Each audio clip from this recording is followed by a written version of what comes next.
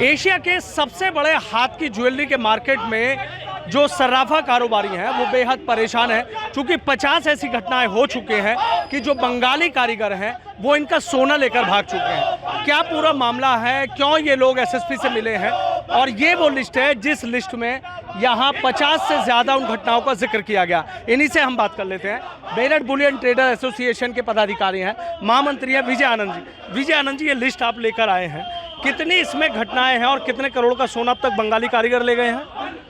भाई साहब, अभी हम जो लिस्टें लेके आ रहे हैं, 2 लिस्टें हैं। एक लिस्ट तो है जिसमें बंगाली कारीगरों ने लगभग 5 करोड़ रुपए का सोना हमारा वेस्ट बंगाल लेकर चले गए हैं।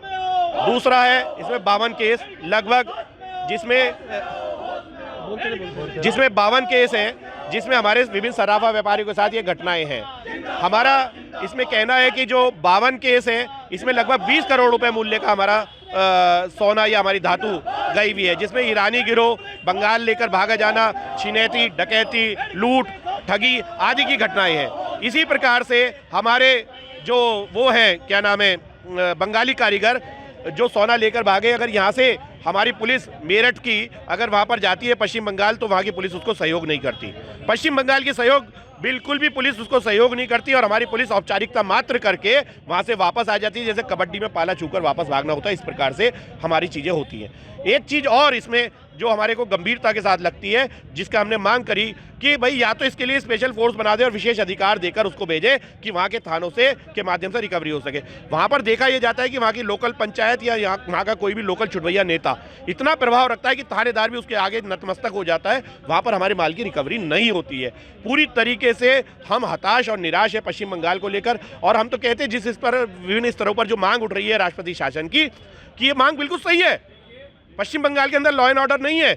अब तो माननीय राष्ट्रपति जी ने भी अभी पिछले दिनों कहा कि मैं बहुत आहत हूँ।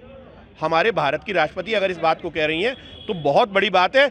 उसका प्रैक्टिकल हमसे कोई पूछे। हमारा 5 करोड़ रुपए का सोना जो हमारे कारीगरों लेकर भाग गए यहाँ से, जो हमारे व्यापारियों को लेकर भाग गए, वो वहाँ पर है। तो हमें वो सोना वापस चाहिए। अपराधियों के साथ आप क्या बर्ताव करोगे, कानून उसकी क्या इजाज़त देता है, कानून की कौन सी धाराएं उसके साथ है, वो तो निश्चित करेगा कानून या पुलिस। हमें हमारे माल पुलिस के माध्यम से वो वापस चाहिए। पुलिस नहीं हो तो सेना लगाइए, सेना नहीं हो तो और कोई फोर्स लगाइए। किसी भी तरीके से पश्चिम बंगाल भारत का अंग है, भारत का अंग ही बना रहना चाहिए। उसी तरीके का व्यवहार जिस प्रकार उत्तर प्रदेश में किसी अपराधी के साथ होता है, वही व्यवहार वहाँ के अपराधी के साथ और वहाँ के लेके भागने वालों के साथ, उसी तरीके की वसूली, उसी तरीके की बरामदगी होनी चाहिए। पश्चिम बंगाल कोई अलग किसी टापू पर बसा हुआ देश नहीं है। और एक चीज़ आपसे जानना चाहूँगा कि एसएसपी से मुलाकात की थी, क्या कहा उन्होंने, क्या मांग रखी है आप लोगों ने? हमने मांग रखी, एक तो 1.25 साल पहले जो अजय जैन जी थे, उनका 2 किलो सोना, उनका जो आदमी था वो दिल्ली से मेरठ ला रहा था, तो उसने तो अपने 2-3 साथियों के साथ मिलकर वो सारा सोना लूट लिया और हमें बता दिया कि हमारे से लूट हो गई। तो उस मसले में हम वहाँ पे पहले जो वहाँ पे ट्रांसपोर्ट नगर थाने में ये मुकदमा पंजीकृत हुआ था, वहाँ 3-4 महीने इसी चक्कर में निकल गए कि हाँ जी हम कर रहे हैं। 3-4 महीने तक जब कुछ नहीं हुआ, 406 में उन्होंने मुकदमा पंजीकृत किया। फिर उसके बाद में वो मुकदमा 409 में पंजीकृत हुआ, तो उन्हें पकड़ा गया, लेकिन वो पकड़ के जो है जेल में बंद कर दिया गया। उन्हें फिर एक बार रिमांड पे भी लाए। उसने कहा भी दूसरे आईओ के सामने कि ये जो है मैंने अब इसमें तो कुछ सोना जो पुराने इन्वेस्टिगेशन ऑफिसर थे उनको दे दिया है, लेकिन फिर भी ना तो उसे बरामदगी हुई, ना उन्हें पकड़ा गया, ना कुछ हुआ। तो वही हमने बात एसएसपी महोदय के सामने रखी। उन्होंने कहा कि हम इस पर शीघ्र कार्रवाई करेंगे। देख रहे हैं वाकई बड़ी दिक्कत है। एशिया का सबसे बड़ा हाथ की ज्वेलरी का मार्केट है, और इस तरीके से जो कारीगर हैं, बंगाली कारीगर हैं, वो सोना ले जाते हैं। जी, आज हम एसएसपी मेरठ के आए हैं, अध्यक्ष और महामंत्री एसोसिएशन के नेतृत्व में आए हैं। और मैं आपको बताना चाह रहा हूँ, ये जो बंगाल के कारीगर हैं, इन्होंने अंधी मचा दी है। अब व्यापारी ये सोच रहा है कि इनसे काम कराए ना कराए, क्योंकि इन्होंने अब अपना प्रोफेशन बना लिया। इन्हें पता है कि हम यहाँ से माल लेंगे और वहाँ भाग जाएंगे, बॉर्डर पार हमारा कोई नहीं कुछ कर सकता। जबकि बंगाल भारत में आता है, पर इन्होंने पाकिस्तान वाला बना दिया। जैसे हम पाकिस्तान बॉर्डर पार नहीं जा सकते, ऐसी हमारी police, Meerut police Bengal border पार नहीं जा सकती। ऐसा क्यों?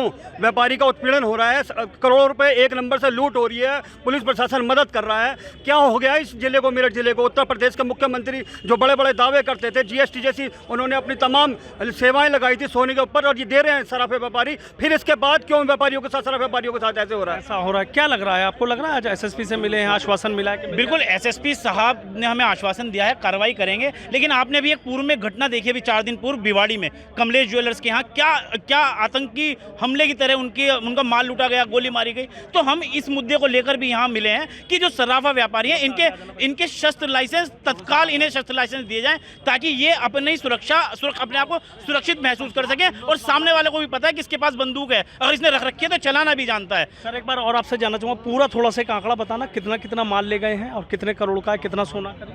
भाई साहब, ये सारा का सारा जो माल है लगभग 20 करोड़ रुपए का है। 20 करोड़ रुपए का माल लेकर यहाँ से हमारे साथ घटनाएं हुई हैं। घटनाएं विभिन्न स्तर पर, और जैसा मैंने आपको बताया पश्चिम बंगाल के अंदर 5 करोड़ रुपए का सोना है। अच्छा, हाँ जी। अच्छा, टोटल घटना 20 की है, लेकिन पश्चिम बंगाल वाले 5 करोड़ का ले तो जो करोड़। हाँ जी। और भाई साहब एक चीज़ और है, जो हमारा एक कारीगर है वो कारोबार जो करता है 20 ग्राम सोने का, हमारा ऐसा मानना है 20 ग्राम सोने का प्रतिदिन कारोबार करता है। तो अगर हम इसे डिवाइडेड करें तो जैसे 20 करोड़ का सोना हुआ तो करीब ये 30-35 किलो सोने का मसला हो गया। 30-35 किलो सोने को अगर हम 20 ग्राम पर डे से एक कारीगर के हिसाब से डिवाइड कर दे तो ये तो कम से कम 400-500 लोगों के हाथ से कारोबार चला गया। बहुत बहुत शुक्रिया। तो देखिए, जो तमाम सर्राफा कारोबारी हैं वो आज मेरठ के एसएसपी से मिले। सीधा कहा है कि जो बंगाली कारीगर हैं वो सोना लेकर जा रहे हैं, लेकिन पुलिस ना तो माल बरामद कर रही है ना उन्हें वहां से लेकर आ रही है। इस मामले में सख्त एक्शन होना चाहिए, क्योंकि सर्राफा कारोबारियों के सामने बड़ा संकट पैदा हो रहा है कि उनकी खून पसीने की जो कमाई है उसको इस तरीके से लूट कर ले जा रहे हैं। Sanuj Sharma, ABP news, Meerut. For exclusive and insightful videos, subscribe to our new channel, ABP Live Premium.